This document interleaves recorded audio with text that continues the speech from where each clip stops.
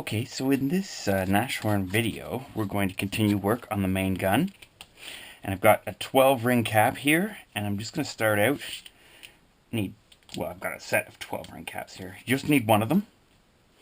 And you don't have to worry about this back part because you want to remove the entire expanded rear. So you're just left with a disc. The easiest way to do that is to get a bit of scraper blade like this. This way, as soon as you can feel it bite into the plastic, don't try to push through toward your fingers, but just like almost spin the cap, trying to keep close up against the base there, and that way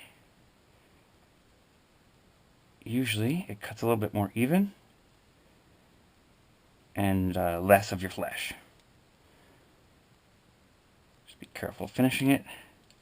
You'll get a little disc like that,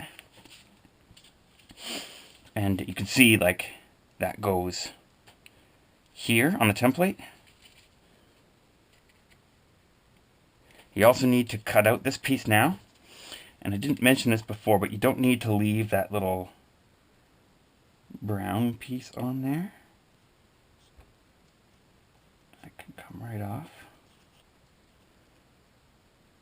So just cut the black lines.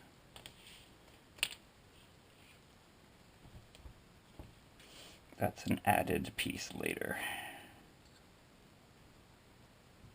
So don't worry about that for now.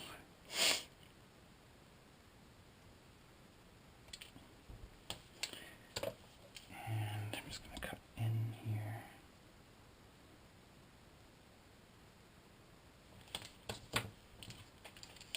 Remove the little breech.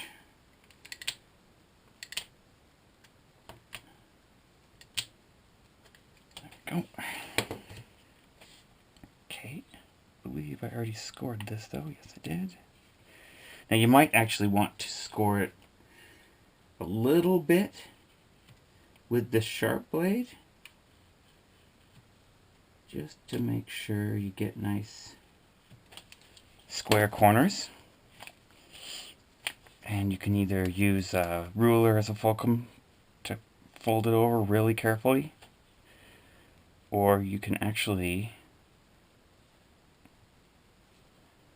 even use like a scraper blade if you want to be really accurate. Just help sometimes, especially. Should have folded it actually experimentally before removing the breech. If you're not following along, do it that way. Fold it first and then cut that breech out, just so you've got the fold started. Else it tends to be a little bit more difficult. Just kind of want to make sure that it forms a square. So if you need to trim any side,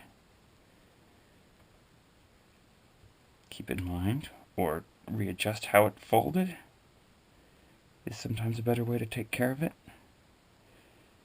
You want to form a square, or at least a rectangle.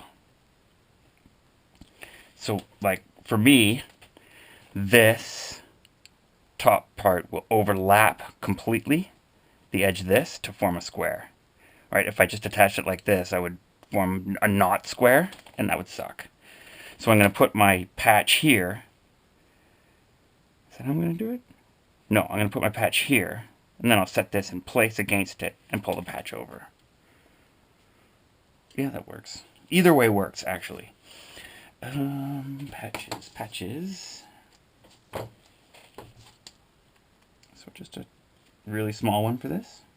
Don't need much. Want to get this started now, drying, so we can continue.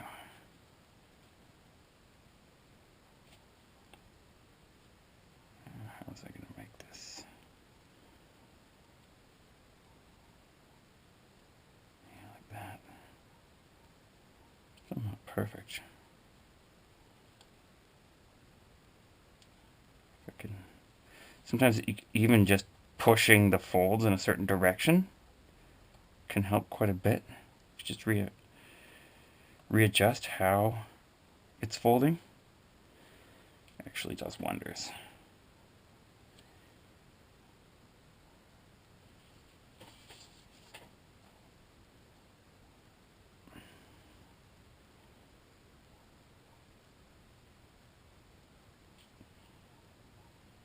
So in this example, I'm placing the piece right up against the patch and then pulling the patch over, but you could do it the other way as well. There's no wrong way to do that. Okay, now we've got that piece formed. Might as well put this little piece on right away before we lose it.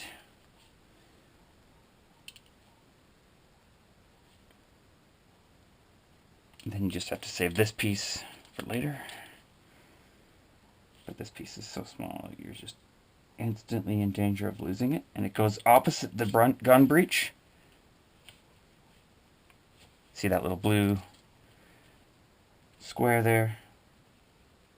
That's where you place this thing.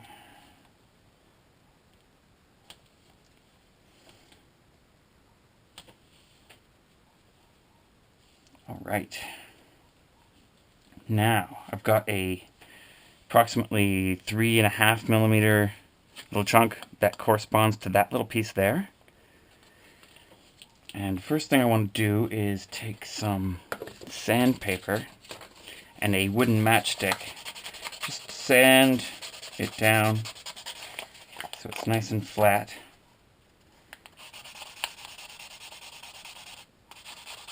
For at least as much as that amount of this part here is a wooden matchstick that we're preparing now.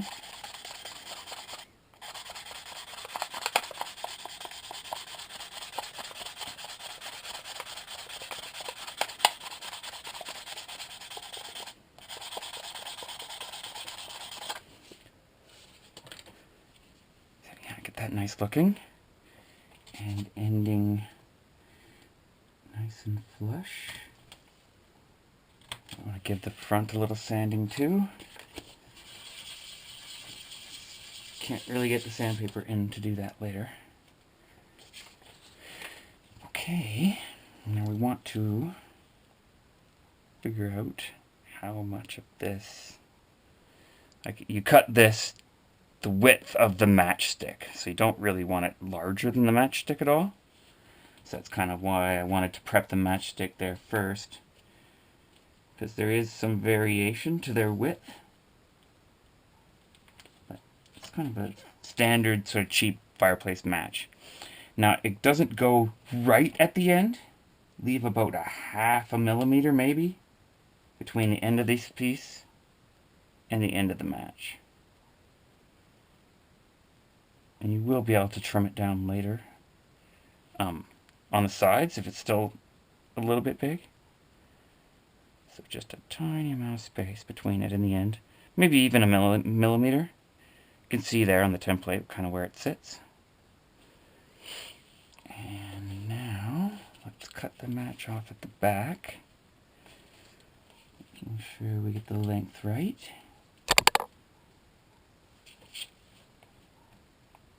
Actually, probably would have been smarter to cut the match off before attaching that piece, because you can cut it from every side evenly.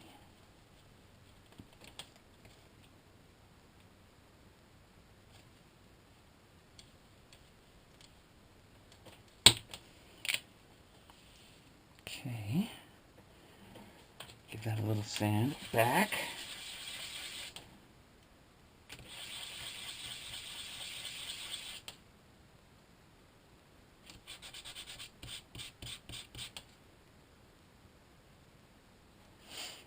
Okay,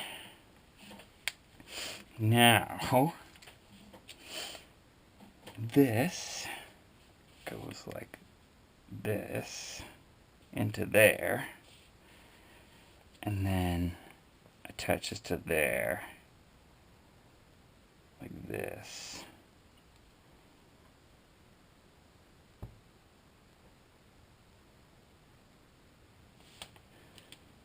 See, the breech part is set in about 1 millimeter on the matchstick. So if you want, the best way to start is to glue the breech down to the matchstick first.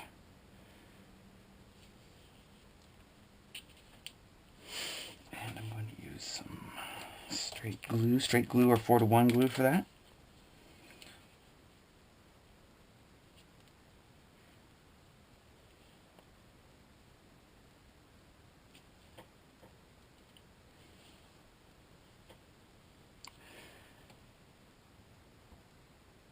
So right in the center, the breech part,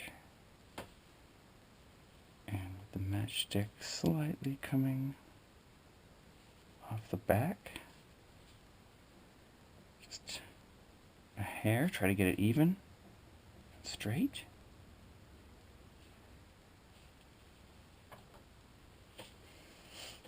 And we're going to just kind of have this on here, although you can insert it later, but you're never going to get it past that little piece. So you make sure that when you glue the gun in, you at least have that piece inside. You can see that it's not quite even of a gap.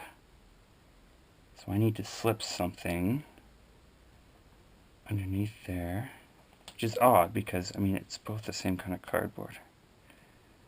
Should be the same.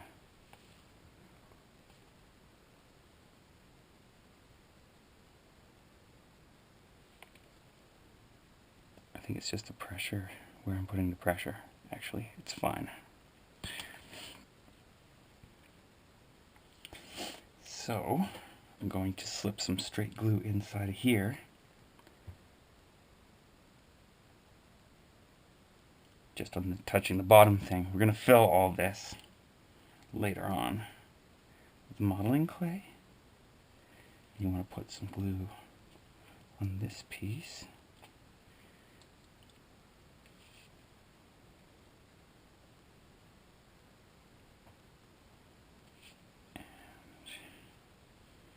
Then use your template to make sure you've got the gun in the right place.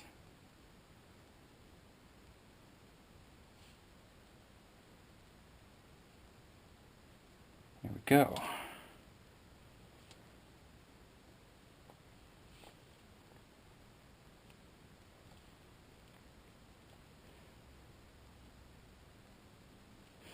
Now you can throw some glue in under this, but it should be like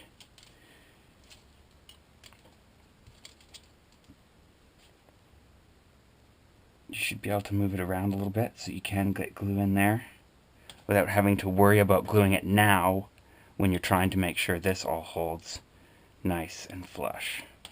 So be sure to put a little bit of extra pressure on the back to make that glue down, and hold it for a minute. Sometimes you can even use like clamps or something like that. These are not very good clamps for it, but if you have clamps that could grab this whole thing, it's not a bad idea. Shouldn't take long though if you're using 4-to-1 or even better straight glue. And you've got to start on a gun. Hope you like this video. See you soon. Thanks for watching.